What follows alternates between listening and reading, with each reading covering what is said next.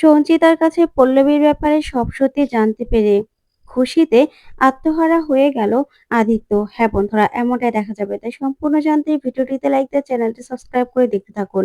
গল্পের শুরুতে দেখা যাবে আদিত্যর দাদা আদিত্যর বাবাকে বলে, কিন্তু বাবা, সেদিন যে বিয়ের অনুষ্ঠানটা হলো সেটা কিন্তু খুব ভালোই ছিল। তখনই আদিত্যর বাবা বলে, হ্যাঁ, ভালো ছেলে পেয়েছে, খুব বড় লোক। তখনই আদিত্যর ঠাম্মি বলে, জানিস তো বড় খোকা, আমি শুনেছি ওর মেজো মেয়ের বিয়েও নাকি এরকম ভাবে ধুমধাম করেই দিয়েছিল, কিন্তু বিয়ের দিনই বরটা মারা গেল আসার সময়। আসলে ওই মেয়ের কুষ্টিতে দোষ আছে, বুঝতে পেরেছো? তখন তো এই কথা শুনে আদির বাবা অবাক হয়। তখন আদিত্যর মা বলে, হ্যাঁ শুনেছি তো, যে এরকম নাকি কুষ্টিতে দোষ আছে। তখন ঠাম্মি বলে, হ্যাঁ সেই জন্যই তো আসার পথে বিয়েটা তো হলোই না, ছেলেটাও মারা গেল, ছেলের মাও মারা গেল। একটা বড় গাড়ি নাকি এসেই গাড়িটাকে ধাক্কা দিয়েছিল। তখন তো আদিত্যর বাবা সেই মনে পড়ে যায় আদিত্যর কথা, যে আদিত্যই গাড়িটাকে ধাক্কা দিয়েছিল, অ্যাক্সিডেন্ট হয়েছিল। তখন তো আদিত্যর বাবার ভীষণ লেগে যায়। তখন সঞ্চিতা ব্যাপারটা লক্ষ্য করার মনে মনে বলে, কিছু তো একটা ব্যাপার আছেই। যতবার এই পল্লবীর বরের কথা ওঠে ততবারই বাবা সেই ব্যাপারটাকে এড়িয়ে যায়, আর কেমন যেন একটা অদ্ভুত বিহেভ করতে থাকে। কিছু তো একটা এর মধ্যে আছে গন্ডগোল, যেটা আমরা ধরতে পারছি না। আচ্ছা, এর মধ্যে বাবার কোনো হাত নেই তো? তখন এই কথা ভেবেই সঞ্চিতা তাকিয়ে থাকে আদিত্যর বাবার দিকে। অন্যদিকে দেখা যাবে সকাল হয়ে যায়। তখনই সম্রাট ঝিনুকের জন্য কফি এনেই, তারপরে ঝিনুককে কাছ থেকে দেখতে থাকে আর বলে, ওঠো, গুড মর্নিং, সকাল হয়ে গেছে তো। তখনই ঝিনুক তাকিয়ে থাকে সম্রাটের দিকে আর হাসে। তখন সম্রাট বলে, কাল রাত্রি চলে গেছে। আসলে কালকে তো কাল রাত্রি ছিল না, আমার জন্য একটা আজাবের রাত ছিল। যাক, সেটা ঘুচে গেছে। এবার তোমাকে আমি যত খুশি মন ভরে দেখবো। তখনই দেখা যাবে ঝিনুক হাত নাড়াতে গিয়ে কফিটা নিচে পড়ে যায়। তখন তো ঝিনুক ভয় পেয়ে যায় আর বলে, সরি, সরি, আমি এখনই মুছে দিচ্ছি। তখন সম্রাট বলে, না, একদম না, তুমি উঠবে না। তারপরে সম্রাট নিজেই মুছে দেয়। আর তখন ঝিনুক বলে, তুমি কেন এসব কিছু করছো? আমি করি না, এসব তো আমার কাজ। তখন সম্রাট বলে, না, তুমি এ বাড়িতে বউ হয়ে এসেছো, আর এখন থেকে তুমি আর আমি আলাদা নই। তাই আমি আর তুমি যা করব মিলেমিশে। আর আজকে শুধুমাত্র তুমি আমার বানানো কফি খাবে আর শুধু বলবে যে কেমন হয়েছে, বুঝতে পেরেছো? তারপরে ঝিনুকের মনটা ভালো করে দেয় সম্রাট। তখন ঝিনুক বলে, ঠিক আছে। তারপরেই খুশি হয়ে যায়। অন্যদিকে দেখা যাবে আদিত্য মন খারাপ করে দাঁড়িয়ে আছে। তখন সঞ্চিতা আসে আর এসেই বলে, আদি, আদি। তখন আদিত্য তো কিছুতেই শোনে না।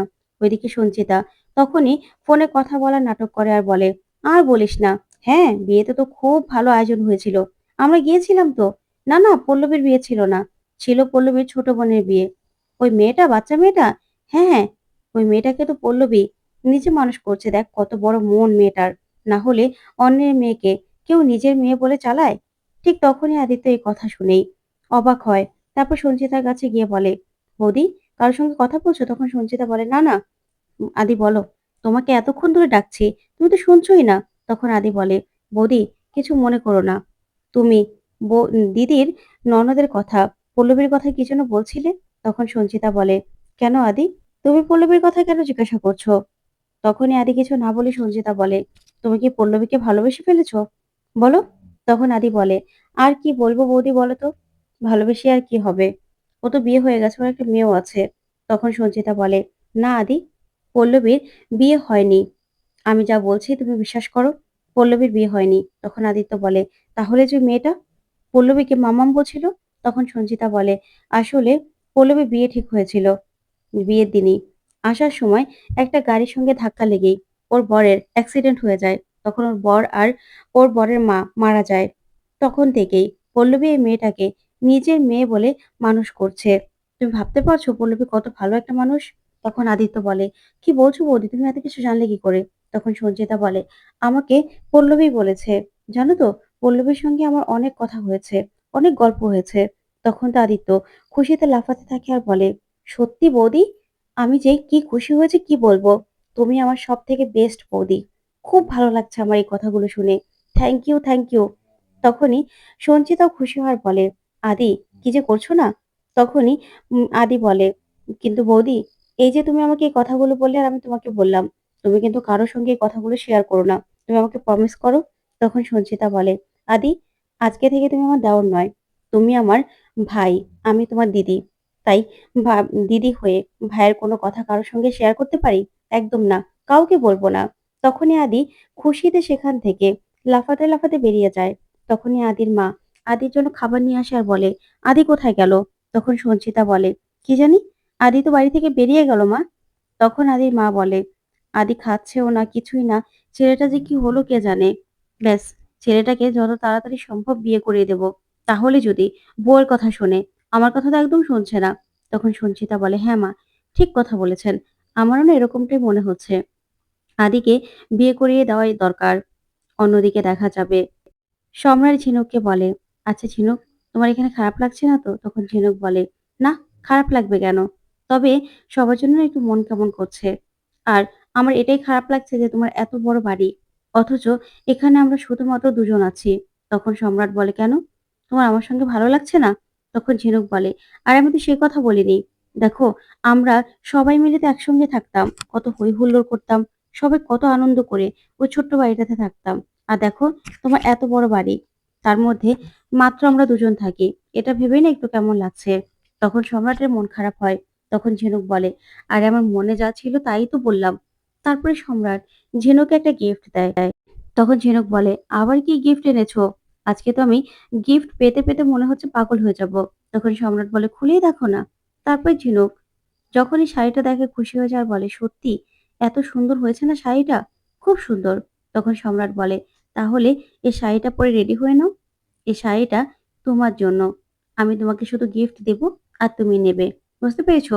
তখন তো ঝিনুক খুশি হয়। অন্যদিকে রনও মদ খেয়ে বাড়িতে ঢোকে। তখনই রনের মাসিমণি বলে, "রন, তুই মদ খেয়েছিস কেন?" তখন রন বলে, "কি করব? আমি যাকে ভালোবাসতাম, সে তো এখন বিয়ে করে অন্যের ঘরে চলে গেছে। আমি আর কি করব মাসিমণি? আমার মরে যাওয়াই দরকার।" তখন মাসিমণি বলে, "কেন? তোর মেসো জানতে পারলে কি হবে তুই বুঝতে পারছিস? তোর মেসোমণি তোকে কতটা ভালোবাসে। তোর জন্য আমরা আছি। আমরা তোকে কতটা ভালোবাসি। আর তুই কিনা ওই মেয়েটার জন্য নিজেকে শেষ করে দিবি?" তখন রন বলে, "তোমাদের কথা ভেবেই তো আমি কিচ্ছু করতে পারলাম না। ঝিনুককে আমার নিজের মনের কথা বলতে পারলাম না।" তারপরে ওর মাসিমণি বুঝিয়ে সুঝিয়ে রনকে সেখানে ঘুম পাড়িয়ে দেয়। অন্যদিকে দেখা যাবে আদি ওর বন্ধুদের সঙ্গে নাচ করে আর বলে, "সত্যি আমার কি যে আনন্দ লাগছে না।" তখন ওর বন্ধুরা বলে, "ঠিক বলেছ দাদা, আমাদেরও খুব আনন্দ হচ্ছে। এবার বৌদির সঙ্গে তোমার বিয়ে আর কেউ আটকাতে পারবে না।" তখন আদি বলে, "ঠিক বলেছিস।" তখনই ওর বন্ধুরা বলে, "কিন্তু তোমার বাড়ির লোক, তারা মেনে নেবে বৌদিকে? আমি তো সেটাই বুঝতে পারছি না।" তখন আদি বলে, "এই কথাটা তো ভাবিনি। ঠিকই তো, তাও আবার দিদির ননদ। কি যে করব না? আমি তো কিছু বুঝতে পারছি না, বাড়ির মানুষকে কি করে রাজি করাবো?" তখনই আদির বন্ধু বলে, "আগে বৌদিকে তো রাজি করাও। বৌদিকে তো প্রপোজ করো। বৌদিকে তো এখনো বলোইনি যে তুমি ওকে ভালোবাসো। বৌদি আগে তোমাকে ভালোবাসুক, তারপরে না বাড়ির মানুষদের রাজি করানোর কথা আসবে।" তখন আদিত্য বলে, "ঠিক বলেছিস তো। এবার তো পল্লবীকে আমার মনের কথা বলতেই হবে। এবার সব ব্যবস্থা কর।" তো বন্ধুরা, কেমন লাগলো আজকের আপডেট? কমেন্ট করে জানাও। ধন্যবাদ।